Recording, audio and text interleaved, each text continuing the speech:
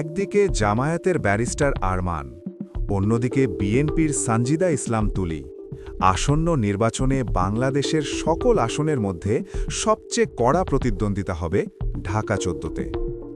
ঢাকা ১৪ আসনটি কেবল একটি নির্বাচনী এলাকা নয়, এটি বাংলাদেশের রাজধানীর প্রবেশদ্বার এবং রাজনীতির অন্যতম গুরুত্বপূর্ণ স্নায়ুকেন্দ্র।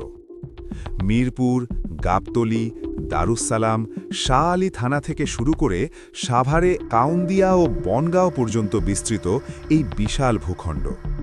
প্রায় ৪ লাখেরও বেশি ভোটারের এই জনপদ বরাবরই ক্ষমতার পালাবদলের সাক্ষী। তবে এবারের প্রেক্ষাপট সম্পূর্ণ ভিন্ন।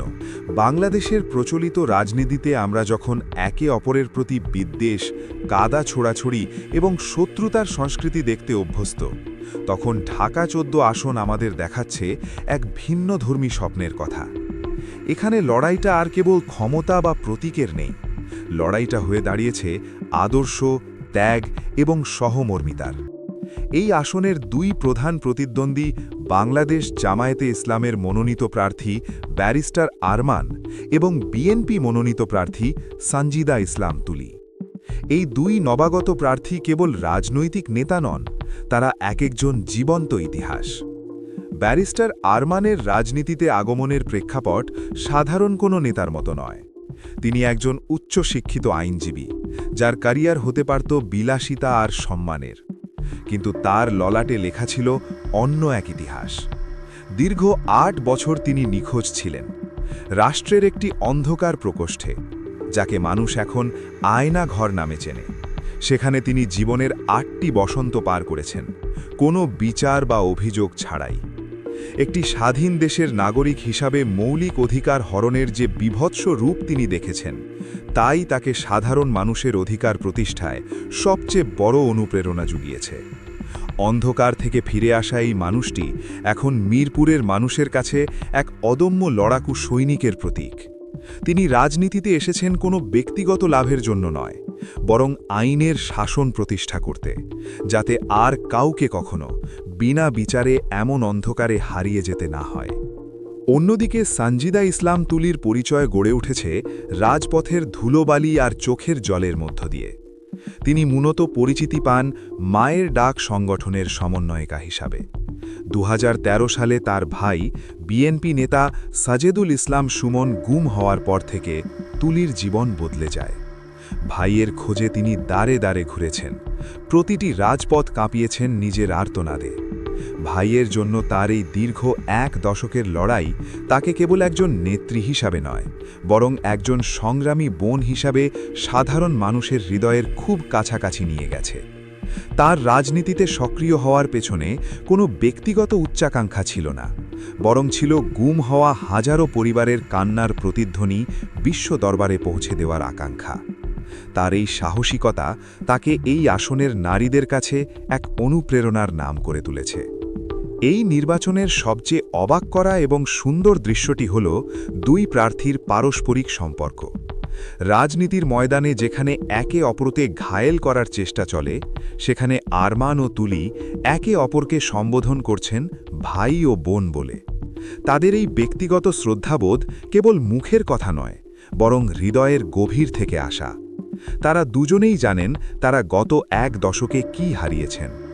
এই অভূতপূর্ব সৌহার্দ্য ভোটারদের মনে এক গভীর রেখাপাত করেছে। এলাকার চায়ের দোকানে এখন আলোচনার বিষয় কেবল ভোট নয়, বরং এই ২ প্রার্থীর মহানুভবতা।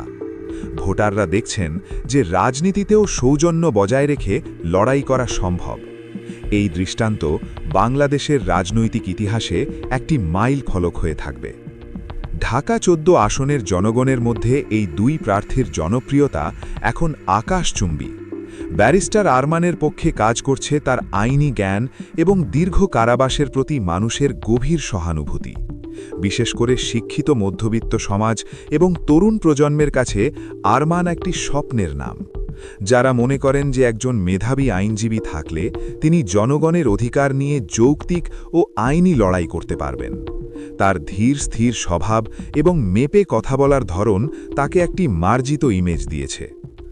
অন্যদিকে সানজিদা ইসলাম তুলির শক্তির জায়গা হল তার তৃণমূলের সাথে দীর্ঘদিনের যোগাযোগ। ভাইয়ের নিখোঁজ হওয়ার পর থেকে তিনি সাধারণ মানুষের অধিকার আদায়ে প্রতিটি লড়াইয়ে অংশ নিয়েছেন। নিম্নবিত্ত ও শ্রমজীবী মানুষের কাছে তুলি এক অতি আপনজন। তার আবেগপূর্ণ বক্তৃতা মানুষের মনে দাগ কাটে। বিশেষ করে নারী ভোটারদের মধ্যে তার এক বিশাল জনপ্রিয়তা তৈরি হয়েছে। তিনি কেবল একজন রাজনৈতিক নেতা নন, তিনি হয়ে উঠেছেন নিপীড়িত মানুষের প্রতিনিধি। মিরপুরের প্রতিটি অলিগলি এবং সাভারের গ্রামগুলোতে তার উপস্থিতি ভোটারদের মনে এক ধরনের আস্থা তৈরি করছে। ব্যারিস্টার আরমান তার নির্বাচনী প্রচারণায় জোর দিচ্ছেন একটি স্মার্ট ও নিরাপদ ঢাকা 14 গড়ার ওপর। তার ইশতেহারের মূল অংশ হল গাবতলী ও মিরপুর এলাকার দীর্ঘদিনের যানজট নিরসন। তিনি মনে করেন গাবতলী টার্মিনালকে আধুনিকায়ন এবং চাঁদাবাজ মুক্ত করতে পারলে এই এলাকার অর্থনীতির মোড় ঘুরে যাবে। এছাড়াও তিনি আধুনিক ড্রেনেজ ব্যবস্থা এবং সিসিটিভি নিয়ন্ত্রিত নিরাপদ এলাকা গড়ার প্রতিশ্রুতি দিচ্ছেন। একজন আইনজীবী হিসাবে তিনি এলাকার প্রতিটি থানায় সাধারণ মানুষের আইনি সহায়তা পাওয়ার নিশ্চয়তা দিচ্ছেন। বিপরীতে সানজিদা ইসলাম তুলির প্রতিশ্রুতিগুলোর মূলে রয়েছে মানবিক মর্যাদা এবং সামাজিক নিরাপত্তা। তিনি বারবার বলছেন, আমি চাই এমন এক মিরপুর যেখানে কোনো মা তার সন্তানের জন্য কাঁদবে না। তিনি সাভারের কাউন্দিয়া ও বনগাঁও অঞ্চলের অনুন্নত রাস্তাঘাট এবং শিক্ষা ব্যবস্থার আমূল পরিবর্তনের অঙ্গীকার করেছেন।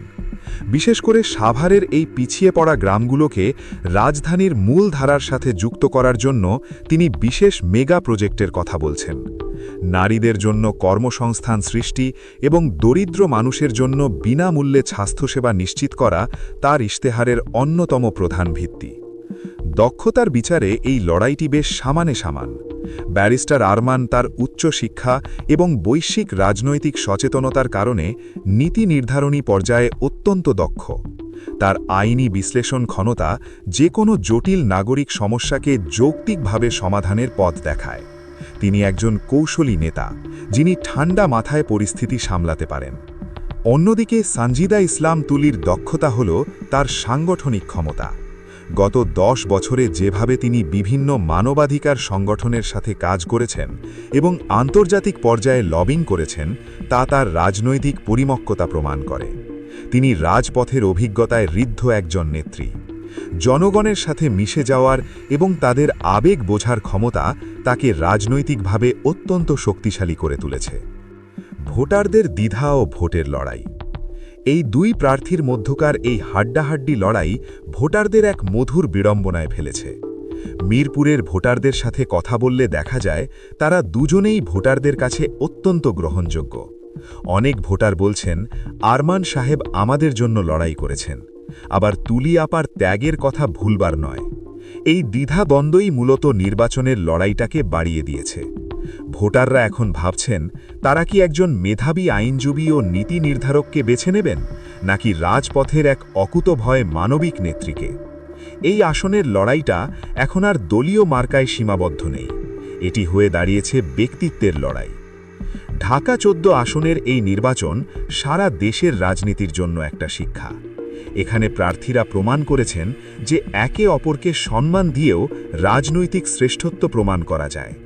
গাবতলীর বাস চালক থেকে শুরু করে শাহ আলীর ক্ষুদ্র ব্যবসায়ী সবার মাঝেই এক ধরনের স্বস্তি বিরাজ করছে যে এবারের নির্বাচনে কোনো সংঘাত বা হানাহানি নেই। এই দুই প্রার্থীর পরিচয় এবং রাজনীতিতে আগমনের ইতিহাস আমাদের মনে করিয়ে দেয় যে নেতৃত্ব মানে কেবল ক্ষমতা নয়, নেতৃত্ব মানে হল মানুষের জন্য নিজেকে বিলিয়ে দেওয়া। ব্যারিস্টার আরমান এবং সানজিদা ইসলাম তুলি উভয়ই তাদের ব্যক্তিগত জীবনে বিশাল ট্র্যাজেডির শিকার, কিন্তু সেই ট্র্যাজেডি তাদের ভেঙে না ফেলে বরং আরও শক্তিশালী করেছে। ঢাকা 14 আসনের এই নির্বাচন আসলে এক নতুন দিনের সূর্যোদয়ের ইঙ্গিত দিচ্ছে। যে প্রার্থী জয়ী হন না কেন, এই আসনের সাধারণ মানুষ ইতিমধ্যেই জয়ী হয়েছে একটি সুন্দর এবং সহমর্মিতাপূর্ণ নির্বাচনী পরিবেশ পেয়ে। আরমান ও তুলির এই ভাই বোনের সম্পর্ক এবং সৌহার্দের রাজনীতি ভবিষ্যতে বাংলাদেশের অপরাজনীতি দূর করতে এক বিশাল ভূমিকা রাখবে। নির্বাচনের দিন যতই ঘনিয়ে আসছে, উত্তেজনা ততই বাড়ছে। তবে এই উত্তেজনা ভয়ের নয়, বরং এক নতুন অভিভাবক পাওয়ার আনন্দের। ঢাকা ১৪ আসনের ৪ লাখ ভোটার এখন তাকিয়ে আছেন সেই দিনের দিকে যখন তারা তাদের ভোটের মাধ্যমে নির্ধারণ করবেন কে হবেন তাদের আগামীর কাণ্ডারি।